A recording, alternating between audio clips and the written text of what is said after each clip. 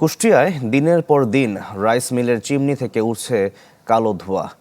বাড়ির আঙিনা থেকে ফসলের মাঠ সবখানেই জমছে ছাই। এতে বিপর্যস্ত জনজীবন, ক্ষতির মুখে পড়েছে কৃষিখাত।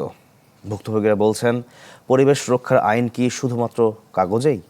যদিও সংশ্লিষ্টদের দাবি, নিয়ম না মানলে তাদের বিরুদ্ধে নেওয়া হচ্ছে আইনি ব্যবস্থা। আকাশ ঢেকে যাচ্ছে বিষাক্ত কালো ধোঁয়ায়, বাতাসে উঠছে ছাই, আর তা মিশছে মানুষের নিঃশ্বাস, খাবার ও ফসলি জমিতে।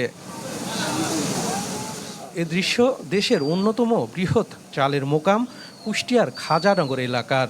অন্তত ৭০টি অটো রাইস মিল ও শতাধিক হাস্কিং মিল থেকে প্রতিনিয়ত নির্গত হচ্ছে এই ধোঁয়া।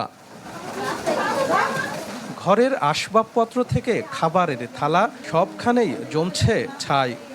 চোখ জ্বালাপোড়া, শ্বাসকষ্ট, চর্মরোগ সহ নানা স্বাস্থ্য ঝুঁকিতে সব বয়সী মানুষ।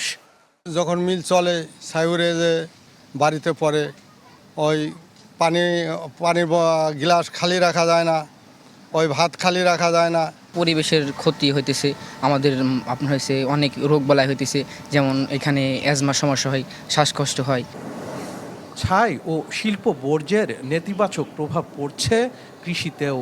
ফসল উৎপাদন ও গুণগত মান নিয়ে উদ্বিগ্ন কৃষকরা। কিছু করে খাবো, খাওয়ার মতো নাই। ধনে পাতা করা আছে, শাকসবজি করা আছে, অনেক কিছু আছে, লাউ করা আছে, কোনোটাই ফল আসে না। ওই ছাই এসে পরেই আমার সব শেষ। অভিযোগ, বায়ু দূষণ নিয়ন্ত্রণে পরিবেশ অধিদপ্তর ও প্রশাসনের নির্দেশনা মানছে না মিলগুলো। ফলে দিন দিন ভয়াবহ হয়ে উঠছে পরিস্থিতি।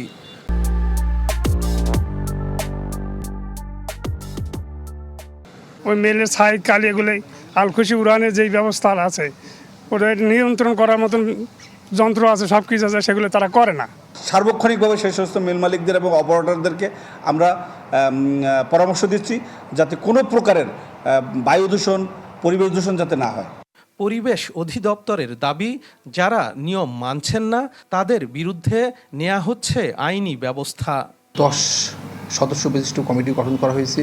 এই কমিটি প্রত্যেকটি অটো রাইস মিল আলাদাভাবে পর্যবেক্ষণ করে রিপোর্ট প্রদান করবে। রিপোর্টের ভিত্তিতে পরবর্তী সিদ্ধান্ত গ্রহণ করা হবে। খাজানগরে ভয়াবহ বায়ু দূষণ রোধে পরিবেশ অধিদপ্তর ও সংশ্লিষ্ট কর্তৃপক্ষকে এখনই কার্যকর পদক্ষেপ নেয়ার তাগিদ এলাকাবাসীর।